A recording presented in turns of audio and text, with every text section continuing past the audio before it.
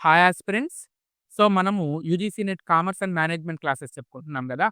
So, ఆ క్లాసెస్‌లో భాగంగా ఈరోజు మనం లివరేజ్ అనాలిసిస్ గురించి డిస్కస్ చేద్దాం. ఓకేనా? సో, చూడండి. What is leverage? ఓకేనా? It is a technique which is used to quantify risk return relationship of different alternatives of capital structure. ఓకేనా? సో, మీ క్యాపిటల్ స్ట్రక్చర్‌లో ఉండే వేరియస్ ఆల్టర్‌నేటివ్స్ ఉంటాయి గదా! అంటే ఈక్విటీ షేర్ క్యాపిటల్ ఉండొచ్చు, ప్రిఫరెన్స్ షేర్ క్యాపిటల్ ఉండొచ్చు, రిటైన్డ్ ఎర్నింగ్స్ ఉండొచ్చు, అదేవిధంగా డెట్ క్యాపిటల్ ఉండొచ్చు.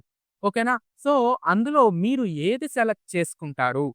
మీరు ఏది సెలెక్ట్ చేసుకుంటారు అనే దాని మీద దానికి అంటే మీరు సెలెక్ట్ చేసుకున్న ఆల్టర్‌నేటివ్‌కి రిస్క్ రిటర్న్ రిలేషన్‌షిప్ గురించి లివరేజెస్ అనేది ఎక్స్‌ప్లెయిన్ చేస్తుందనమాట. సింపుల్‌గా చెప్పుకోవాలి అంటే లివరేజెస్ మీన్స్ అన్ అడ్వాంటేజ్. ఓకేనా? లివరేజ్ అంటే ఏంటి? ఒక అడ్వాంటేజ్ అంతే.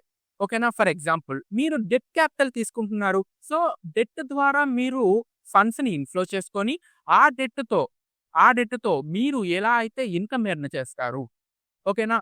అండ్, ఇన్‌కమ్ ఎర్న్ చేస్తునేటప్పుడు లాస్ అయ్యే సిట్యుయేషన్ గూడా ఉంటుంది గదా! ఇన్‌కమ్ ఎర్న్ చేస్తున్నారంటే లాస్ అయ్యే సిట్యుయేషన్ కూడా ఉంటుంది గదా! ఆ రెండిటికి రిలేషన్‌షిప్ గురించి చెప్తుందనమాట. ఫర్ ఎగ్జాంపుల్ చూడండి. డెట్ క్యాపిటల్ తీసుకున్నారు. డెట్ తీసుకున్నారు. ఓకేనా? ఈ డెట్ తీసుకున్నప్పుడు ఏం జరుగుతుందో చూడండి. ఈ డెట్ తీసుకున్నప్పుడు మీరు ఈ డెట్ క్యాపిటల్‌ని ఏం చేస్తారు? ఇన్వెస్ట్ చేస్తారు బిజినెస్‌లో. బిజినెస్‌లో ఏం చేస్తారు? ఇన్వెస్ట్ చేస్తారు. దాని ద్వారా మీకు ప్రాఫిట్స్ జనరేట్ అవుతాయి. ఆ ప్రాఫిట్స్‌లో మీరేం చేస్తారు? సమ్ పోర్షన్ ఇంట్రెస్ట్ పే చేసేసి, రిమైనింగ్ పోర్షన్‌ని మీరు హోల్డ్ చేసుకుంటారు. అవునా కాదా? అవునా కదా! సో, ఇలా జరిగితే బానే ఉంటుంది. ఓకేనా? అంటే మీకు ప్రాఫిట్స్ వచ్చేసి, మీరు ఆ ప్రాఫిట్స్‌లో కొంత భాగాన్ని మీరు ఇంట్రెస్ట్ పే చేసేసి, ఓకేనా? రిమైనింగ్‌ది మీరు హోల్డ్ చేస్తే బానే ఉంటుంది. ఇక్కడ ఎటువంటి ఇబ్బంది లేదు. కానీ ఒకవేళ ప్రాఫిట్స్ రాకపోతే రిస్క్ అనేది ఉంటుంది గదా! రిస్క్ మీన్స్ అన్ అన్‌సర్టెనిటీ సిట్యుయేషన్. రిస్క్ అనేది ఎప్పుడు ఏ ఫార్మ్‌లో వస్తుందో మనం చెప్పలేం గదా! సడెన్ రిస్కులు రావచ్చు. అదర్ థాన్ బిజినెస్ రిస్కులు రావచ్చు. ఫినాన్సింగ్ రిస్కులు రావచ్చు. చెప్పలేం కదా మనం. అవునా కదా? సో, చూడండి. అంటే ఇక్కడ మీరేం చేస్తున్నారు? మీ క్యాపిటల్ స్ట్రక్చర్‌లో డెట్ క్యాపిటల్‌ని ప్రిఫర్ చేస్తున్నారు.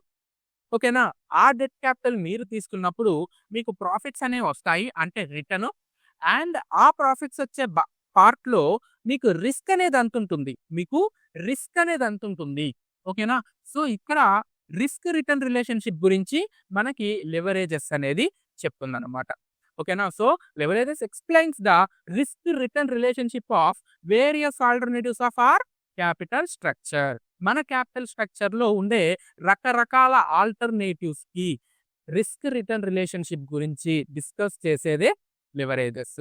సో, ఫైనాన్షియల్ మేనేజ్మెంట్‌లో గోల్డెన్ రూల్ ఉంది గదా! ఏంటి ఆ rule?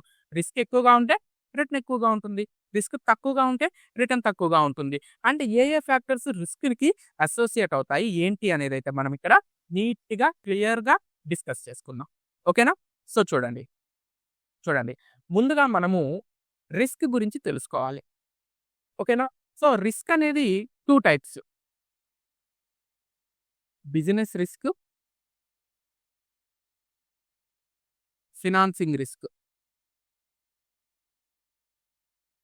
Business risk, financing risk. Business risk అంటే ఏంటి? బిజినెస్ రిస్క్ అంటే ఏంటి? ఓకేనా? సో, మన టైప్ ఆఫ్ ఇండస్ట్రీస్ మొత్తం కూడా సఫర్ అవుతూ ఉన్నాయనుకోండి. ఓకేనా? దాన్నేమంటాం మనం? బిజినెస్ రిస్క్ అంటాం. ఫర్ ఎగ్జాంపుల్ చూడండి. ఒక ఐస్ క్రీమ్ పార్లర్‌ని ఎగ్జాంపుల్‌గా తీసుకుందాం. ఈ ఐస్ క్రీమ్ పార్లరు మంచి వింటర్ సీజన్‌లో బిజినెస్ రిస్క్ ఫేస్ చేస్తాయన్నమాట. ఐస్ క్రీమ్ పార్లర్స్ మంచి వింటర్ సీజన్‌లో బిజినెస్ రిస్క్‌ని ఫేస్ చేస్తాయి. ఎందుకు? సేల్స్ అనేవి తగ్గిపోతుంటాయి గదా! ఓకేనా? ఒక్క ఐస్ క్రీమ్ పార్లర్ మాత్రమే రిస్క్ ఫేస్ చేస్తుందా? లేదు గదా! మొత్తం ఐస్ క్రీమ్ ఫ్యాక్టరీస్ మొత్తం కూడా కొంచెం రిస్క్‌ని ఫేస్ చేస్తూ ఉంటాయి. ఎందుకని రిస్క్‌ని ఫేస్ చేస్తూ ఉంటాయి? సో, రీజన్ ఏంటి? వింటర్ టైమ్‌లో ఎక్కువ మంది ఐస్ క్రీమ్స్ అనేవాళ్ళు తినరు. అంటే సేల్స్ తగ్గిపోతూ ఉంటాయి. ఇది బిజినెస్ రిస్క్. అంటే ఈ బిజినెస్ రిస్క్ అనేది డైరెక్ట్‌లీ అసోసియేటెడ్ విత్ ఈబీఐటీ. ఓకేనా? Business risk are directly associated with EBIT. ఓకేనా?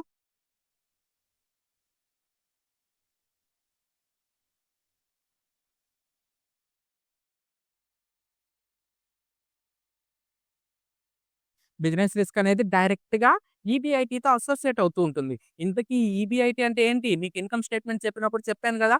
సో, ఎలా వస్తుంది మీకు ఈబీఐటీ? ముందుగా సేల్స్ తీసుకుంటారు. సేల్స్‌లో నుంచి వేరియబుల్ కాస్ట్ లెస్ చేస్తే కాంట్రిబ్యూషన్ వస్తుంది. కాంట్రిబ్యూషన్‌లో నుంచి ఫిక్స్డ్ కాస్ట్ లెస్ చేస్తే ఏమొస్తుంది? ఈబీఐటీ వస్తుంది. Earnings before interest and talks. Profit before interest and talks. ఎలా అయినా అనుకోవచ్చు మీరు. ఓకేనా? ఇక్కడ చూడండి. బిజినెస్ రిస్క్ అంటే నేను మీకేం చెప్పాను? బిజినెస్ రిస్క్ అంటే ఏం చెప్పాను? మొత్తం ఇండస్ట్రీలో ఉండే ఫార్మ్స్ అన్నీ కూడా రిస్క్‌ని ఫేస్ చేస్తూ ఉంటాయని చెప్పాను గదా! అంటే ఇప్పుడు అందరికీ సేల్స్ అనేవి తగ్గిపోతున్నాయనుకోండి. సో, చూడండి సేల్స్ తగ్గిపోతుంటే variable cost directly associated with sales అంటే వేరియబుల్ కాస్ట్ కూడా తగ్గుతుంది. సేల్స్ నుంచి వేరియబుల్ కాస్ట్ తీసేస్తే కాంట్రిబ్యూషను. ఫిక్స్డ్ కాస్ట్ ఓకేనా? మీకు ప్రొడక్షన్ జరిగినా, జరగకపోయినా మీ ఆర్గనైజేషన్ ఉంది అంటే మీరు ఖచ్చితంగా ఫిక్స్డ్ కాస్ట్‌నైతే ఇన్కర్ అవుతారు. సో, ఎప్పుడైతే మీరు కాంట్రిబ్యూషన్‌లో నుంచి ఫిక్స్డ్ కాస్ట్‌ని లెస్ చేస్తారో మీకేమొస్తుంది? ఈబీఐటీ అనేదొస్తుంది. అంటే ఇక్కడ మీరు అబ్జర్వ్ చేయాల్సిందేంటంటే ఇది మొత్తం కూడా sales, variable cost, fixed cost డైరెక్ట్‌గా ప్రొడక్షన్‌కి అసోసియేట్ అయ్యి ఉంటాయి గదా! అవునా కాదా? అవునా కాదా? అంటే ప్రొడక్షన్ ఉంటేనే సేల్స్ ఉంటాయి. ప్రొడక్షన్ ఉంటేనే వేరియబుల్ కాస్ట్ ఉంటుంది. ఓకేనా? ఇంకోటి ప్రొడక్షన్ ఉన్నా లేకపోయినా ఫిక్స్డ్ కాస్ట్ అయితే మీరు రాండమ్‌గా ఇంకర్ అవుతూ ఉండాల్సిందే. ఓకేనా? ఇవన్నీ కూడా అంటే ఈబీఐటీ అనేది సేల్స్‌కి అసోసియేట్ అవుతుంది. మీ సేల్స్ పెరిగాయనుకోండి ఈబీఐటీ పెరుగుతుంది. మీ సేల్స్ తక్కువగా ఉన్నాయనుకోండి ఈబీఐటీ తగ్గుతుంది. ఓకేనా? అందుకని చెప్పి business risk are directly associated with EBIT. ఓకేనా? బిజినెస్ రిస్క్ అనేది డైరెక్ట్‌గా దేనికి అసోసియేట్ అయ్యి ఉంటుంది? ఈబీఐటీకి అసోసియేట్ అయ్యి ఉంటుందన్నమాట. And it is unavoidable risk. It is unavoidable risk. మీరు అవాయిడ్ చేయలేరు. వింటర్ సీజన్ రాకుండా ఆపేస్తారా మీరు? ఆపలేరు గదా! సో, వింటర్ సీజన్ అనేది నేచురల్‌గా వస్తూ ఉంటుంది. నెక్స్ట్ ఇంకొక ఎగ్జాంపుల్ తీసుకోండి. ఆర్‌బీఐ ఇంట్రెస్ట్ రేట్లు పెంచకుండా ఆపగలరా? ఆపలేరు గదా! ఇప్పుడు వింటర్ సీజన్ వచ్చింది అంటే ఐస్ క్రీమ్ పార్లర్ ఇండస్ట్రీస్ మొత్తానికి కూడా రిస్క్ అనేది ఉంటుందా? ఉండదా? ఖచ్చితంగా ఉంటుంది. అవునా కదా? అందుకని దీన్నైతే మీరు అవాయిడ్ అయితే చేయలేరనమాట. ఓకేనా? అండ్, అండ్ ఈ రిస్క్‌ని మీరు ఎలా వాల్యుయేట్ చేస్తారు అంటే లెవరేజెస్‌లో 3 టైప్స్ ఉన్నాయి. ఆ పాయింట్ వచ్చినప్పుడు చెప్తాను. ఓకేనా? సో, బిజినెస్ రిస్క్ అనేది డైరెక్ట్‌గా ఈబీఐటీతో అసోసియేట్ అయి ఉంటుంది. అండ్ ఇది అన్‌అవాయిడబుల్ రిస్క్ అనమాట. ఓకేనా? అండ్ ఈ రిస్క్ ఎప్పుడు దాకా ఉంటుంది? ఎప్పుడు దాకా ఉంటుంది?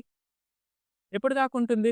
ఐస్ క్రీమ్ పార్లర్ వాళ్ళు ల్యాక్ ఆఫ్ డిమాండ్ ఎప్పుడు దాకా చూస్తారు? వింటర్ సీజన్ అయిపోయేంత వరకు కదా!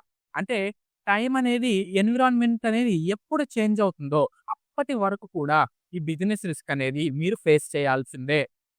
ఓకేనా? సో, అంటే ఎన్ని రోజులకి చేంజ్ అవుతుందో కూడా చెప్పలేం. మనం అంటే ఐస్ క్రీమ్ పార్లర్ కాబట్టి సింపుల్‌గా వింటర్ సీజన్ అయిపోవడము, మీకు సమ్మర్ వచ్చేస్తుంది. సమ్మర్‌లో ఐస్ క్రీమ్స్‌కి డిమాండ్ పెరుగుతుంది. దానికి తగ్గట్టు ఐస్ క్రీమ్ పార్లర్స్ కూడా ప్రొడక్షన్స్ పెంచుకుంటాయి అనైతే చెప్పేయొచ్చు. బట్ ఇంకేదైనా అనుకోండి ఫర్ ఎగ్జాంపుల్ ఫారెన్ ఎక్స్‌చేంజ్ రేట్స్‌లో డిఫరెన్సెస్ అనుకోండి. ఎప్పటికి క్లియర్ అవుతాయో చెప్పగలమా? చెప్పలేం గదా! అంటే ఎన్వైర్న్‌మెంట్ మొత్తము అడ్జస్ట్ అయ్యేంత వరకు లేదంటే ఎన్వైర్న్‌మెంట్ మొత్తం ఇక్కడ ఎన్వైర్న్‌మెంట్ అంటే బిజినెస్ ఎన్వైర్న్‌మెంట్. సో, ఎన్వైర్న్‌మెంట్ మొత్తము మళ్ళీ యథాస్థితికొచ్చేంత వరకు ఈ బిజినెస్ రిస్క్ అయితే అదే విధంగా కొనసాగుతూ ఉంటుంది. ఓకేనా? అర్థమైందా? నెక్స్ట్ ఫినాన్స్ రిస్క్ చూడండి. Finance risk. ఫైనాన్స్ రిస్క్ అంటే ఏంటి? ఫైనాన్సింగ్ రిస్క్ అంటే ఏంటి? మీ యొక్క ఇండస్ట్రీ మాత్రమే మీ యొక్క ఆర్గనైజేషన్ మాత్రమే రిస్క్ ఫేస్ చేస్తూ ఉంటే అదేమవుతుందది? ఫైనాన్సింగ్ రిస్క్ అవుతుంది. ఓకేనా? సో, ఇది ఎలా అవుతుంది అంటే variability in EBT finance risk అనేది డైరెక్ట్‌లీ అసోసియేటెడ్ విత్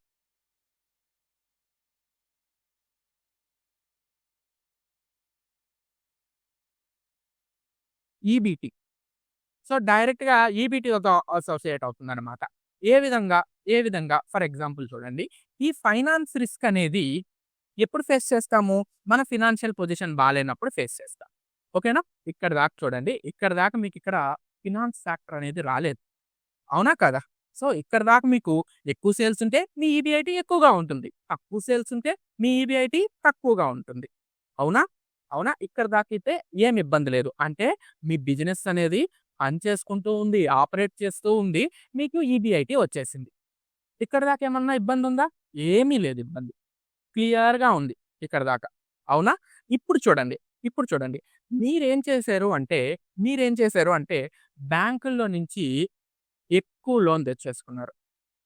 లేకపోతే ఎక్కువ ఇంట్రెస్ట్ రేట్‌కి లోన్ తెచ్చేసుకున్నారు. ఏం చేశారు? ఎక్కువ ఇంట్రెస్ట్ రేట్‌కి లోన్ తీసుకొనొచ్చేసారు. ఇప్పుడేం చేయాలి?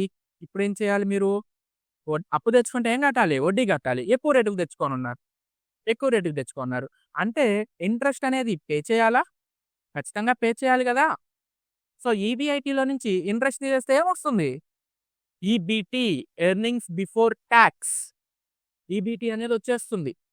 ఇప్పుడు ఏంటి పరిస్థితి? ఇప్పుడు ఏంటి పరిస్థితి? చూడండి.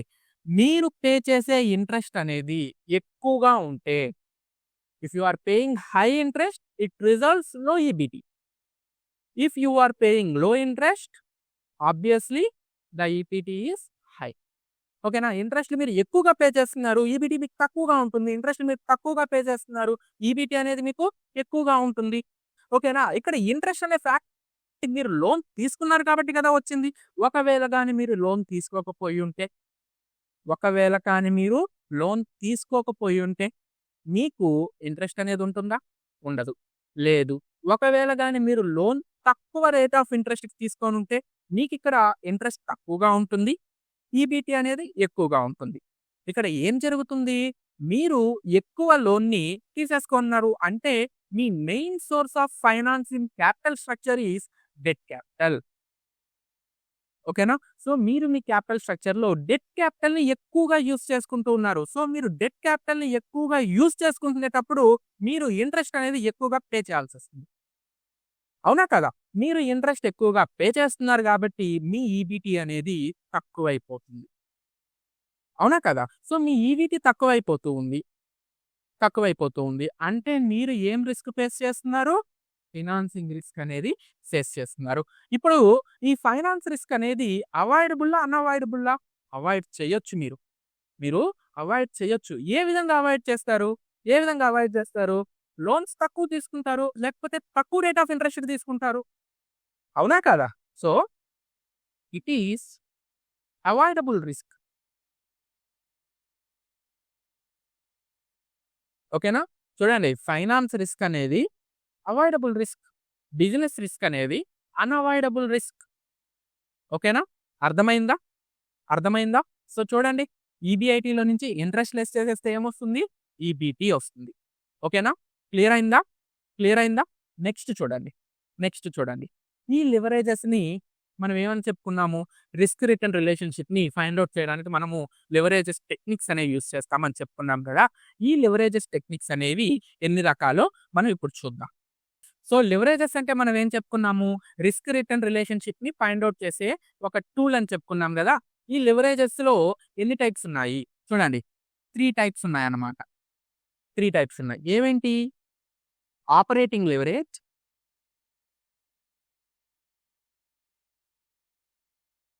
ఫైనాన్సింగ్ లివరేజ్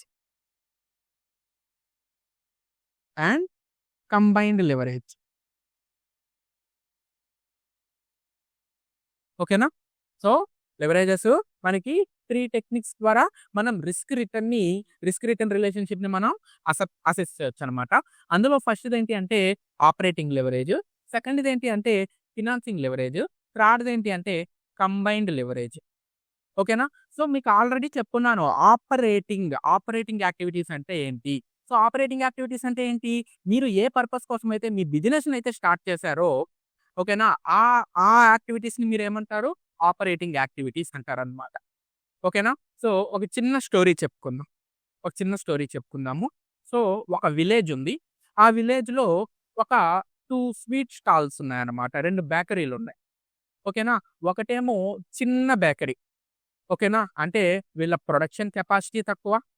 అదే విధంగా వీళ్ళు చిన్న రూమ్‌ని రెంట్‌కి తీసుకొని అక్కడ వీళ్ళ ప్రొడక్షన్ యాక్టివిటీస్ అనేవి చేస్తూ ఉన్నారు. ఇంకొక బేకరీ ఏంటి అంటే కొంచెం పెద్ద బేకరీ.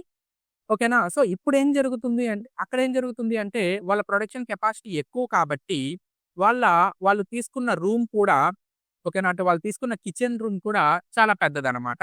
అండ్ వాళ్ళు ఎక్కువగా మెషినరీస్‌ని యూజ్ చేసుకొని వాళ్ళు ఆ స్వీట్స్ అనేవి తయారు చేస్తూ ఉన్నారు. ఓకేనా? ఫస్ట్ బేకరీ ఏమో ఓన్లీ మ్యాన్ పవర్‌తో మాత్రమే వాళ్ళు స్వీట్స్ అనేవి తయారు చేస్తూ ఉన్నారు. సెకండ్ బేకరీ ఏమో మెషినరీస్‌ని యూజ్ చేసుకొని స్వీట్స్ అనేవి తయారు చేస్తూ ఉన్నారు. అనుకోండి. అనుకోండి. సో, ఒక మంచి ఫెస్టివల్ సీజన్ వచ్చింది. ఓకేనా? జనరల్‌గా ఫెస్టివల్ సీజన్ కానీ, లేకపోతే మ్యారేజ్ సీజన్ గాని వచ్చిందనుకోండి. ఏం జరుగుతుంది? ఏం జరుగుతుంది? ఈ బేకరీ షాప్స్‌కి డిమాండ్ అనేది పెరుగుతుంది గదా! ఓకేనా? సో, డిమాండ్ పెరిగింది. అంటే వీళ్ళు కూడా ఏం చేశారు? వాళ్ళ ప్రొడక్షన్‌ని పెంచుకున్నారు. వాళ్ళ ప్రొడక్షన్‌నయితే పెంచుకున్నారు. ఓకేనా? ఇప్పుడు చూడండి. ఇప్పుడు ఫస్ట్ స్టాలు ప్రాఫిటబిలిటీలో ఉంటుందా? సెకండ్ స్టాల్ ప్రాఫిటబిలిటీలో ఉంటుందా? మనం ఫస్ట్ స్టాల్ గురించి క్యారెక్టరిస్టిక్స్ ఏం చెప్పుకున్నాము? లో ప్రొడక్షన్ అంటే తక్కువ మొత్తాల్లో వీళ్ళు ప్రొడక్షన్ చేస్తారు. ఇక్కడ హై ప్రొడక్షను. ఓకేనా? అండ్ కిచెన్ రూమ్‌కొచ్చేటప్పటికి వీళ్ళది చిన్న కిచెన్ రూము. వీళ్ళది పెద్ద కిచెన్ రూము. టెక్నిక్స్‌కొచ్చేటప్పటికి వీళ్ళది మ్యాన్ పవర్ బేస్డ్. వీళ్ళేమో మెషినరీసు. మెషినరీసు. ఓకేనా? అండ్ వేరియబుల్ కాస్ట్ అనేది ప్రొడక్షన్‌ని బేస్ చేసుకొని ఉంటుంది. ప్రొడక్షన్ తక్కువగా ఉంటే వేరియబుల్ కాస్ట్ తక్కువగా ఉంటుంది. ప్రొడక్షన్ ఎక్కువగా ఉంటే వేరియబుల్ కాస్ట్ అనేది ఎక్కువగా ఉంటుంది.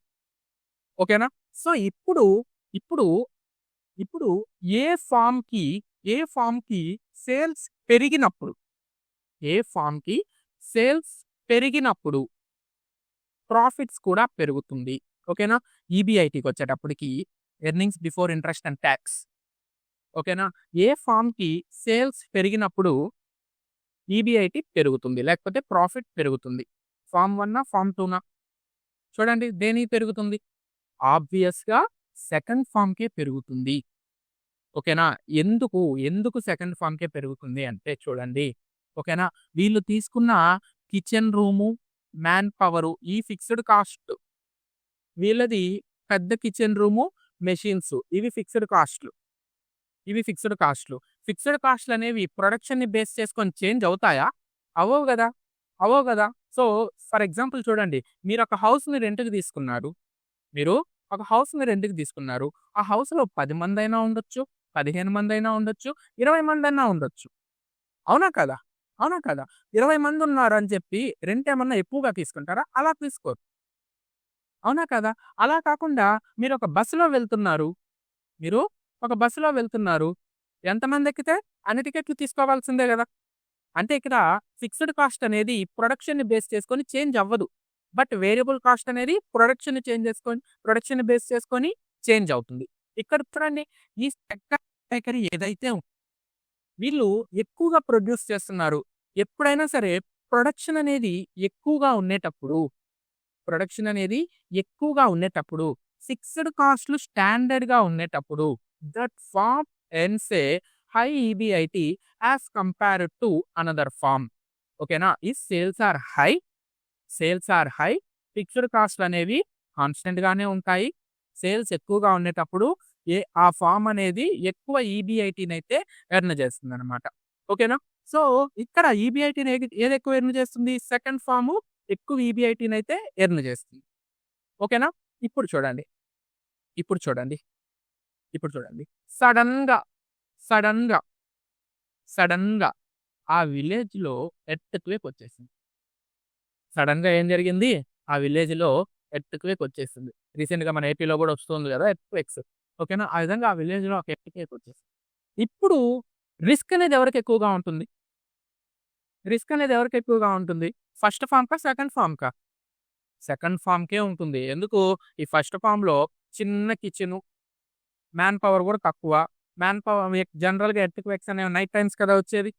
ఓకేనా? మ్యాన్ పవర్ అంతా గూడా నైట్ టైమ్స్ ఎవరిళ్ళకి వాళ్ళు ఎళ్ళిపోతూ ఉంటారు. మెషిన్స్ గూడా ఎవరిళ్ళకి వాళ్ళు ఎళ్ళిపోతాయా? వెళ్ళవు గదా! వెళ్ళవు గదా! సో, ఇక్కడ ఏం జరుగుతుంది? ఎర్త్‌క్వేక్ వచ్చినాక ఏం జరుగుతుంది? ఆ కిచెన్ మొత్తం డ్యామేజ్ అయిపోతుంది. అందులో ఉండే మెషిన్స్ మొత్తం గూడా డ్యామేజ్ అయిపోతాయి. అంటే ఇక్కడ రిస్క్ గూడా ఏ ఫార్మ్‌కి ఎక్కువగా ఉంది? సెకండ్ ఫార్మ్‌కి ఎక్కువగా ఉంది. ఇందాక ఒక పాయింట్ జెప్పాను గదా! ఏంటా point? If risk are high, return is also high. Risk ఎక్కువగా ఉంది. రిటర్న్ గూడా ఎక్కువగా ఉంది. రిస్క్ తక్కువగా ఉంటే రిటర్న్ కూడా తక్కువగా ఉంటుంది. అది ఫస్ట్ ఫార్మ్‌కి అప్లై అవుతుంది. ఫస్ట్ ఫార్మ్‌కి రిస్క్ తక్కువ. రిటర్న్ కూడా తక్కువే. సెకండ్ ఫార్మ్‌కి రిస్క్ ఎక్కువ, రిటర్న్ కూడా ఎక్కువే. అవునా కదా? అవునా కదా? సో, ఆపరేటింగ్ లెవరేజ్ అంటే ఏంటి? ఆపరేటింగ్ లెవరేజ్ అంటే ఏంటి? So, operating leverage explains the variability in the fixed costs. ఓకేనా? సో, ఫిక్స్డ్ కాస్ట్‌లో ఉండే వేరియబిలిటీ అండ్ దాని ద్వారా వచ్చే కంపారిటివ్ అడ్వాంటేజ్ గురించి మనకి ఆపరేటింగ్ లెవరేజ్ అనేది చెప్తుందనమాట. ఓకేనా? అర్థమైందా? సో, ఫిక్స్డ్ కాస్ట్‌లో ఉండే వేరియబిలిటీ అండ్ దాని ద్వారా వచ్చే అడ్వాంటేజ్ గురించి మనకి ఆపరేటింగ్ లెవరేజ్ అనేది చెప్తుంది. Not only advantage. So, risk కూడా ఉంది గదా! రిస్క్ కూడా అసోసియేట్ అయ్యింది గదా! అవునా లేదా? సో, మనకి ఈ ఆపరేటింగ్ లెవరేజ్ దాని గురించి చెప్తుంది. ఇందాక రిస్కుల గురించి చెప్పుకుంటూ ఒక పాయింట్ తర్వాత చెప్తానన్నాను గదా! ఏంటి అంటే మనకి ఆపరేటింగ్ లెవరేజ్ ఏ రిస్క్‌ని కాలిక్యులేట్ చేస్తుందంటే బిజినెస్ రిస్క్‌ని కాలిక్యులేట్ చేస్తుంది. ఏ రిస్క్‌ని కాలిక్యులేట్ చేస్తుంది?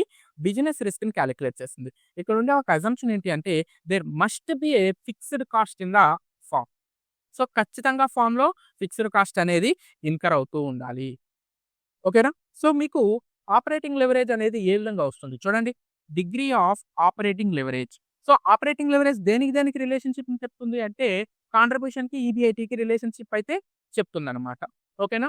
సో, చూడండి degree of operating leverage is equal to percentage change in EBIT divided by percentage change in sales. అంటే సేల్స్ ఎంత శాతం చేంజ్ అయింది? అదే విధంగా దానికి అసోసియేట్‌గా ఉండే ఈబీఐటీ ఎంత శాతం చేంజ్ అయింది. ఓకేనా? So, relationship between operating leverage or degree of operating leverage ఏం చెప్తుంది? ఓకేనా? What percentage of change in sales that would affect the percentage change in EBIT. ఓకేనా? సో, సేల్స్ ఎంత చేంజ్ అయింది? దానికి రిలేటెడ్ ఈబీఐటీ ఎంత చేంజ్ అయింది.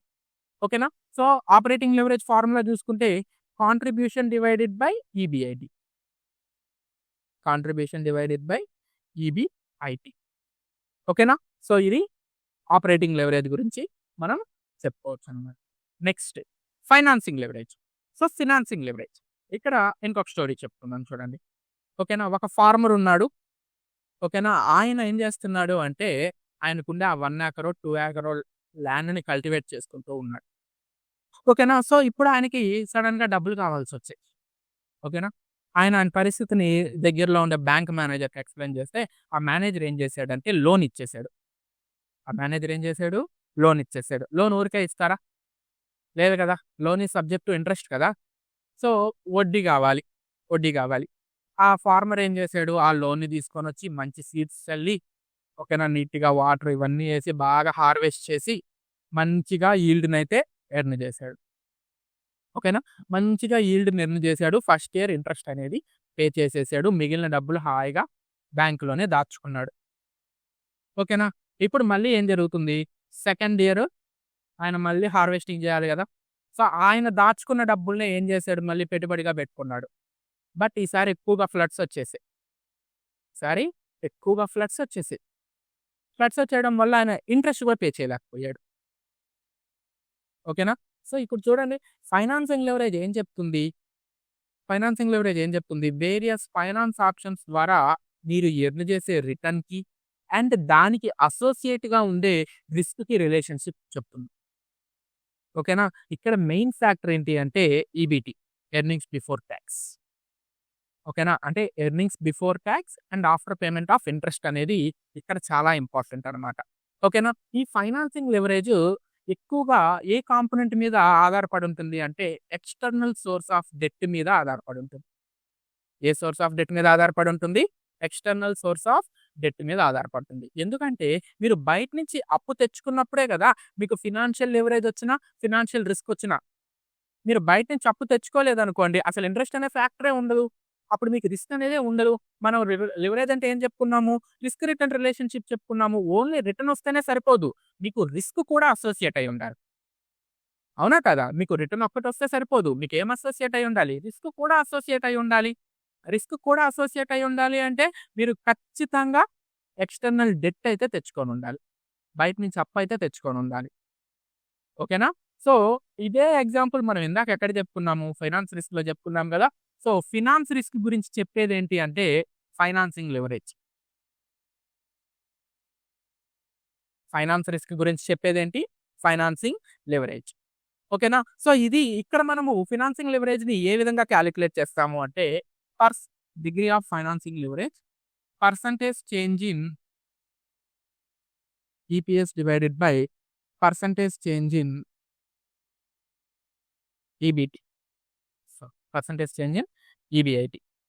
ఓకేనా? సో ఈబీఐటీతో కంపేర్ చేస్తే ఈపీఎస్ ఎంత చేంజ్ అవుతుంది? ఓకేనా? ఈబీఐటీతో కంపేర్ చేస్తే ఈపీఎస్ అనేది ఎంత చేంజ్ అవుతుంది? ఈపీఎస్ అంటే ఏం చెప్పుకున్నాం? Earnings per share. ఓకేనా? మీకు వడ్డీ గాని తక్కువగా ఉందనుకోండి, పర్సెంటేజ్ చేంజ్ ఇన్ ఈపీఎస్ తక్కువగా ఉంటుంది. వడ్డీ గాని ఎక్కువగా ఉందనుకోండి, పర్సెంటేజ్ చేంజ్ ఇన్ ఈపీఎస్ అనేది ఎక్కువగా ఉంటుంది. ఓకేనా? మామూలుగా ఫినాన్సింగ్ లెవరేజ్‌కి ఫార్ములా ఏంటి? ఫినాన్సింగ్ లెవరేజ్‌కి ఫార్ములా వచ్చేటప్పటికి EBIT divided by EBT. EBIT divided by EBT. ఒకవేళ ప్రిఫరెన్స్ డివిడెండ్ గాని ఏమన్నా ఉంటే, ఆ ప్రిఫరెన్స్ డివిడెండ్‌ని మీరు లెస్ చేసుకోవాల్సొస్తుందన్నమాట. ఓకేనా? సో ఏ విధంగా? EBIT divided by EBT minus preference dividend divided by 1 minus talks rate. 1 minus talks rate. ఓకేనా? సో ఇప్పుడు ఒకవేళ గాని ప్రిఫరెన్స్ డివిడెండ్ మీకు ఉంటే. ఓకేనా? నెక్స్ట్ వచ్చేసి combined leverage. Combined leverage. So both రిస్కుల గురించి ఎక్స్‌ప్లెయిన్ చేస్తుంది. ఓకేనా? బిజినెస్ రిస్క్, ఫినాన్స్ రిస్క్ రెండిటి గురించి కూడా ఎక్స్‌ప్లెయిన్ చేస్తుందన్నమాట. So combined leverage is equal to operating leverage into financing leverage. ఓకేనా? So operating leverage into financing leverage చేస్తున్నారంటే మీకు కంబైన్డ్ లెవరేజ్ అనేది వచ్చేస్తుందన్నమాట. సో ఆపరేటింగ్ లెవరేజ్ ఫార్ములా ఏంటి? Contribution divided by EBIT. Financing leverage formula ఏంటి? EBIT divided by EBT. ఓకేనా? So EBIT cancel, ఫైనల్‌గా contribution divided by EBT. మీకు కాంట్రిబ్యూషన్ ఉంది అంటే అది ఆపరేటింగ్ యాక్టివిటీ కిందకే కదా వచ్చేది. అంటే ఆపరేటింగ్ లెవరేజ్ గురించి చెప్తుంది. ఈబీటీ ఉంది అంటే ఫినాన్సింగ్ యాక్టివిటీ. అంటే ఫినాన్సింగ్ లెవరేజ్ గురించి చెప్తుందన్నమాట. ఓకేనా? అంటే ఇక్కడ చూడండి, కాంట్రిబ్యూషన్ అనేది ఎంత చేంజ్ అవ్వడం వల్ల మీ ఈబీటీ ఎంత చేంజ్ అవుతుంది అనే దాని గురించి అయితే మనకి కంబైన్డ్ లెవరేజ్ ఎక్స్‌ప్లెయిన్ చేస్తుంది. ఓకేనా? సో ఈ 3 కూడా ఇంపార్టెంట్ అన్నమాట. ఇక్కడ మీరు గుర్తుపెట్టుకోవాల్సింది ఏందంటే టైప్స్ ఆఫ్ రిస్క్‌లు గుర్తుపెట్టుకొనుండాలి. అండ్ ఏ రిస్క్ ఏ లెవరేజ్‌కి అసోసియేట్ అయ్యిందో గుర్తుపెట్టుకొనుండాలి. విత్ ఎగ్జాంపుల్స్ గాని గుర్తుపెట్టుకున్నారంటే మీకు కొంచెం ఈజీగా అర్థమైపోతుంది లెవరేజ్ అనాలిసిస్. యాక్చువల్‌గా మనకి లెవరేజ్ అనాలిసిస్ అనేది మేనేజ్మెంట్, ఫినాన్షియల్ మేనేజ్మెంట్ టాపిక్‌లో చాలా ఇంపార్టెంట్ అన్నమాట. ఓకేనా? సో ఎక్కువ కామర్స్ స్టూడెంట్స్ కంటే కూడా మేనేజ్మెంట్ స్టూడెంట్స్ ఎక్కువ ఫోకస్ చేయాలి లెవరేజెస్ అనే టాపిక్ గురించి. ఓకేనా? అండ్ దీనికి సంబంధించిన మెటీరియల్ అనేది మనం డిస్క్రిప్షన్ బాక్స్‌లో పెడతాము. తర్వాత మనము ఒక ఫ్రీ వాట్సాప్ గ్రూప్‌నైతే రన్ చేస్తూ ఉన్నాము. సో మీరు ఈ క్లాస్ చూసిన తర్వాత డిస్క్రిప్షన్ బాక్స్‌లో ఆ వాట్సాప్ గ్రూప్ లింక్ అనేది ఇస్తాను. సో ఆ లింక్‌లో మీకు ఎంసీక్యూస్, అదేవిధంగా ఏదన్నా అడిషనల్ మెటీరియల్స్ ఇవన్నీ కూడా any information relating to UGC net exam. ఓకేనా? ఇవన్నీ కూడా మనము ప్రొవైడ్ చేస్తూ ఉంటాము. సో మీకు గాని క్లాస్ నచ్చినట్లయితే మీరు వెంటనే ఆ వాట్సాప్ గ్రూప్‌లో జాయిన్ అయిపోండి. మీకు ఎప్పటికప్పుడు అప్డేట్స్ అనేవి వస్తూ ఉంటాయి.